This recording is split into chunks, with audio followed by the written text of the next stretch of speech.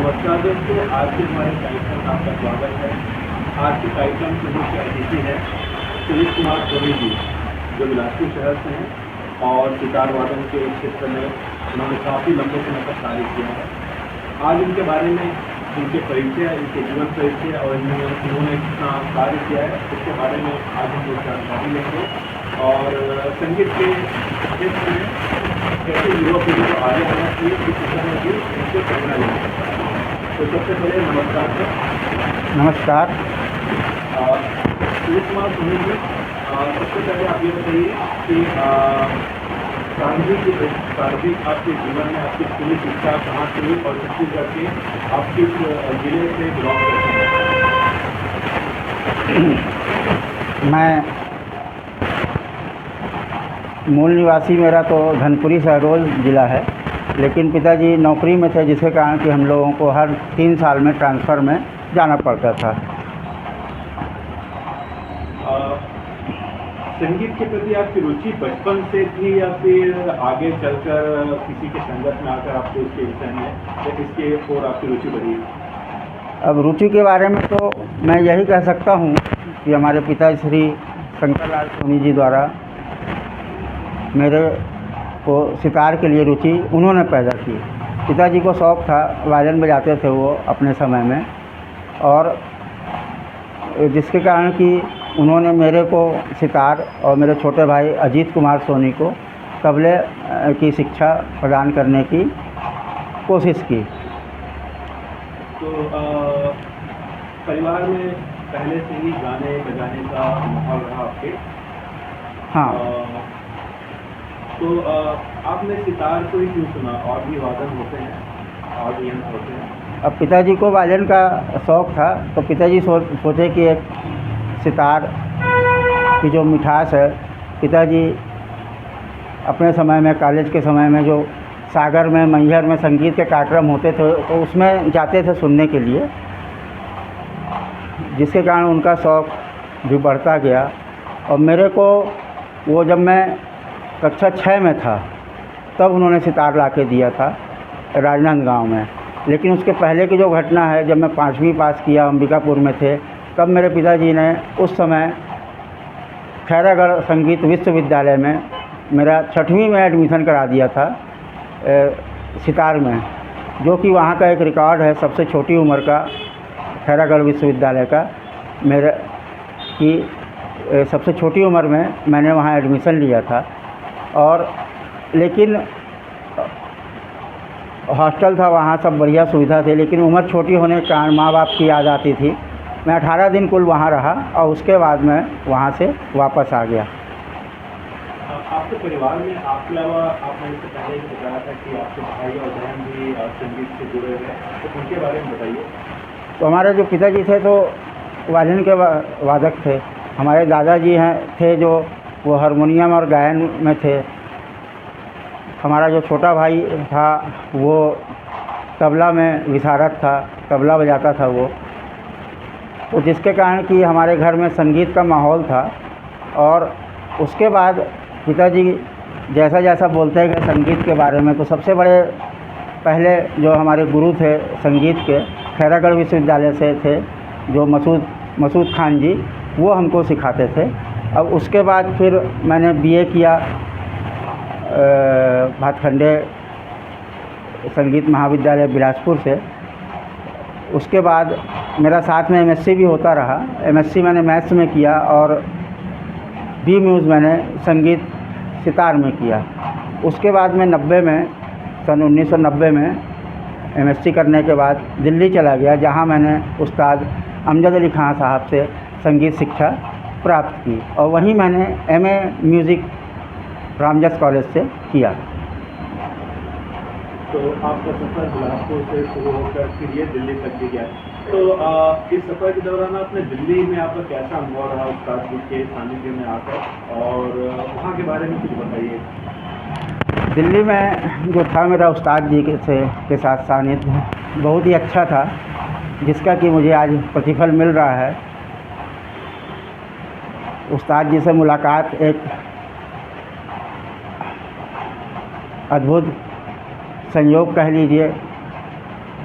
जिसके कारण कि मुझे संगीत शिक्षा के बारे में और आगे जानने की जानकारी मिली। और वहाँ रह के जो मैंने संगीत सीखा, एमए म्यूज़िक किया, तो उसका अनुभव तो आज मुझे काम आ रहा है। तो आपने संगीत की पूरी शिक्षा ली और फिर इसके साथ साथ आपकी स्कूली शिक्षा को भी आपने बनाए रखा और अभी वर्तमान में आप व्याख्याता के पद पर पदस्थ हैं।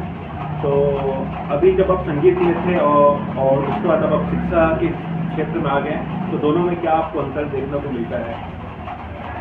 दोनों में अंतर अगर देखा जाए तो एक भौतिकवादी है। अगर हम व्याख्याता की बात करें, लेक्चरर की बात करें, वो तो भौतिकवाद की तरफ चला गया। और जो संगीत है हमारा, वो आध्यात्मिक क्षेत्र है। इसको करने के बाद आप आध्यात्म में चले जाते हैं, ध्यान में चले जाते हैं। बस यही दोनों में अंतर है। अच्छा, तो कभी ऐसा अवसर होता है कि जैसे आप दुनियादारी की चीज़ों से थोड़े परेशान हो जाते हैं, तो फिर आप लौट के अपने संगीत की तरफ आते हैं, ऐसा होता है? ऐसा तो कई बार हो चुका है कि मन को शांत करने के लिए, या मन विचलित है या परेशानियां हैं, उनसे ध्यान हटाकर हम संगीत साधना में लीन हो जाते हैं। कई बार ये कहा जाता है कि संगीत को सीखना या फिर हम कहें कि साधना, तो ये सबकी बस की बात नहीं होती है। संगीत को हम नहीं चुनते हैं, संगीत हमें खुद चुन लेता है। तो क्या आपके साथ भी ऐसी घटना थी? आपने कभी सोचा था कि आप सितार के क्षेत्र में आगे बढ़ेंगे या फिर संगीत से आपका रूबरू होगा जब अवस्था मिलेगा? ये आपका अच्छा सवाल है। संगीत खुद व्यक्ति विशेष को चुन लेता है, क्योंकि मेरा मानना यह है कि ये एक गॉड गिफ्टेड चीज़ है। जितने हमारे महान कलाकार हुए संगीत के क्षेत्र में, उन्होंने ऐसी साधना की, तपस्या की, जो कि आज इस मुकाम में पहुँचे हैं। तो ये अपने आप में बहुत बड़ी बात है कि संगीत खुद व्यक्ति विशेष को चुन लेता है।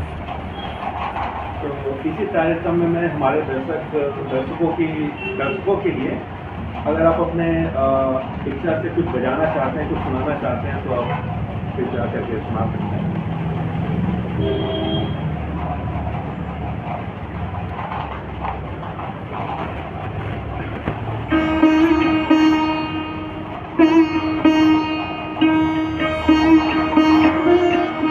राग यमन है, जिसमें बंदिश है।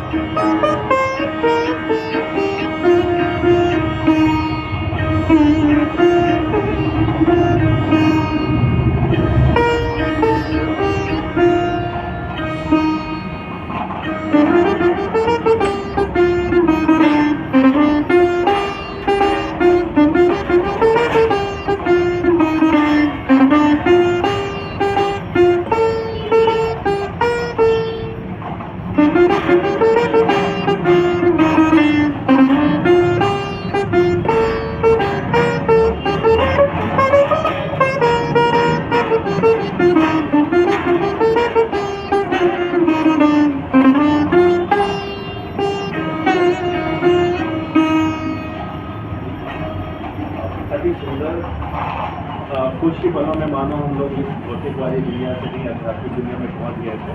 तो संगीत की ताकत है। इस राग के बारे में कुछ बताएंगे जो आपने अभी बजाया है? जैसे आपने कहा राग यमन है, तो इसकी कुछ बातें हैं, कुछ खासियत है, इसके बारे में कुछ बताना चाहते हैं? ये राग यमन कल्याण से है और ठाठ यमन कल्याण है इसका। इसमें मास और तीव्र लगता है और इसकी जाति जो है संपूर्ण है। बिलासपुर शहर में काफ़ी कम लोग हैं जो सितार वादन के क्षेत्र में हैं। हमारे छत्तीसगढ़ से ही अगर हम लोग कहेंगे तो इसमें आप कुछ कहना चाहेंगे कि सितार, खासकर सितार को लेकर जो रुचि कम देखने को मिलती है हमारे छोटे से राज्य में, तो उसके पीछे कुछ कारण आपको देखने को मिलता है? तो इसका तो सीधा सा क्वेश्चन भी है और आंसर भी है कि अभी जो है आज के समय में भौतिकवादी युग आ गया है। अब मेन चीज़ है टीवी है, मोबाइल है। हमारे समय में टीवी मोबाइल जैसे नहीं था, तो हम लोग सीधे मैदान की तरफ भागते थे खेलने के लिए। अब आज तो मैदान भी सूने पड़े हैं, संगीत विद्यालय भी सूने पड़े हैं। तो ये जो रुचि है या तो माँ बाप के द्वारा जागृत कराई जाती है या छात्र खुद अपने से ही किसी चीज़ को अगर सीखने की कोशिश करेगा तब उसके मन में यह भाव उत्पन्न होगा कि वो कुछ कर सके। क्या हमारे राज्य सरकार या केंद्र सरकार को आप कुछ इस विषय में कहना चाहते हैं कि वो लोग कुछ ऐसा करें जिससे लोगों की रुचि इस विषय में आए, सितार के और संगीत के क्षेत्र में रुचि बढ़े? इसके लिए आपको लगता है कि सरकार को कुछ करना चाहिए? क्या स्कूली शिक्षा में भी इसको सरकार को एक विषय के रूप में संगीत को लाने की आवश्यकता आपको महसूस होती है? हाँ, ये सही बात है कि सरकार को, राज्य सरकार को स्कूली शिक्षा में संगीत को कक्षा 9वीं से एक विषय के रूप में अगर देती है तो कुछ बच्चे तो आकर्षित होंगे ही संगीत के लिए। हम सीधे टीवी में देखते हैं या मोबाइल में देखते हैं वो अच्छा गा रहा है, वो अच्छा बजा रहा है, तो जो सामने वाला अच्छा गा रहा है, बजा रहा है, अपनी रुचि के कारण बजा रहा है, उसकी मेहनत है, तपस्या है, उसके कारण वो आगे बढ़ रहा है। अच्छा, अभी आपने हमें पता चला है कि आपने वर्ल्ड रिकॉर्ड जो 1 लाख हैप्पी बर्थडे का सॉन्ग है और ये आपने वर्ल्ड रिकॉर्ड बनाया है या इस बनाने की दिशा में आप चल रहे हैं। इससे पहले एक और हमें आपसे एक बात पूछनी है कि अभी हाल फिलहाल में आपको डॉक्टरेट की उपाधि मिली है, ठीक है? तो इस विषय में बताइए किस से जुड़ा हुआ है और ये कैसे हुआ? हाँ, ये क्या है कि संगीत के क्षेत्र में हमने जो 25 साल 30 साल से काम किया है, तो मैजिक बुक ऑफ रिकॉर्ड वालों ने हमें डॉक्टरेट की डिग्री, डॉक्टर की डिग्री प्रदान की है, जो कि हमें 22 जनवरी को दिया गया है। ये यहाँ पर लगा हुआ है। जी, तो आप संगीत के विषय में आपको डॉक्टरेट की उपाधि मिल गई और आपको भी प्रॉपर डॉक्टर सुजीत कुमार सोनी के नाम से आपको जाना जाता है। वर्ल्ड रिकॉर्ड के बारे में भी बताइए कुछ, ये क्या है और ये कैसे चल रहा है आपका? वर्ल्ड रिकॉर्ड के बारे में मुझे ज़्यादा तो ध्यान में नहीं था, लेकिन एक दिन अचानक यहाँ संगीत क्लास लगी हुई थी और मेरी मदर इन लॉ सास जी का जन्मदिन था दूसरे दिन 15 अप्रैल को। तो 13 या 14 अप्रैल को पता चला, तो ऐसे ही दिमाग में आया कि क्यों ना एक नए प्रकार का विश किया जाए और उसको यूट्यूब में डाला जाए। तो नए प्रकार का था वो, उसको सिंपली बना के केवल अपनी मदर इन लॉ को विश किया मैं। उनको बहुत पसंद आया कि एक नई चीज़ थी, किसी का बर्थडे है, हम आपको विश कर रहे हैं, कोई दिल्ली में है, कोई बम्बई में है, कोई कहीं पर है, हमारे पास नहीं है, तो यूट्यूब के माध्यम से या सोशल मीडिया के माध्यम से मैंने उनको विश किया तो उनको बहुत पसंद आया।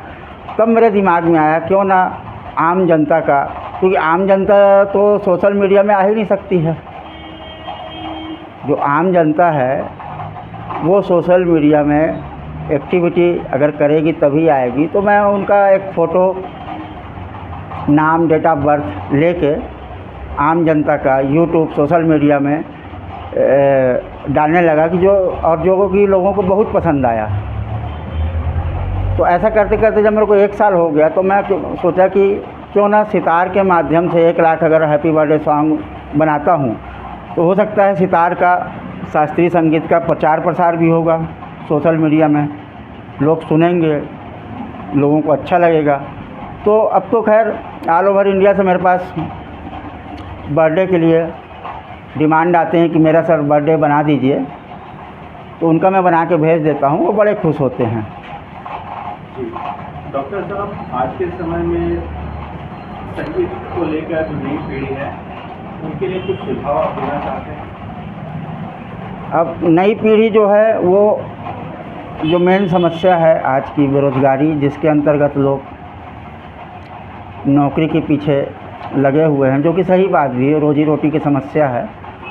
तो उसको यदि करते हुए हम साथ में कुछ एक्स्ट्रा एक्टिविटी करते हैं, चाहे कोई ज़रूरी नहीं कि संगीत ही हो, संगीत हो सकता है, पेंटिंग हो सकता है, ड्राइंग हो सकता है, शौक, हॉबी हो सकती हैं, तो उनमें जुड़ते हैं यदि वो, तो हो सकता है उनको सफलता जल्दी मिले।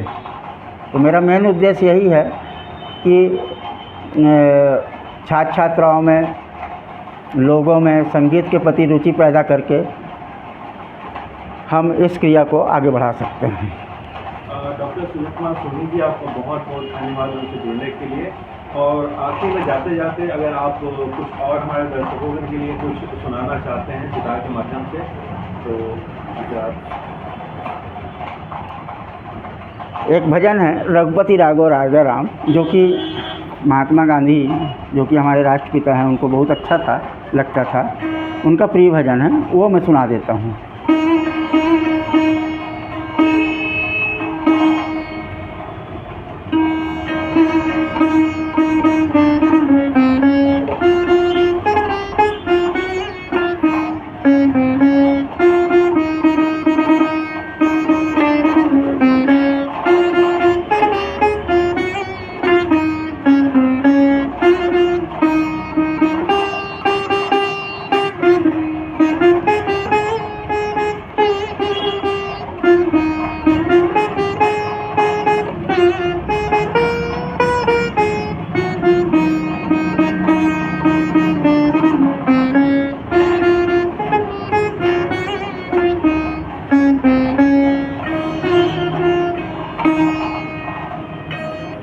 धन्यवाद। तो आज का सफर यही तक है हमारा। बहुत बहुत धन्यवाद डॉक्टर साहब हमारे साथ जुड़ने के लिए, और हम आगे कामना करेंगे कि आप और आगे संगीत के क्षेत्र में ऐसे अपना योगदान देते रहें। धन्यवाद। धन्यवाद।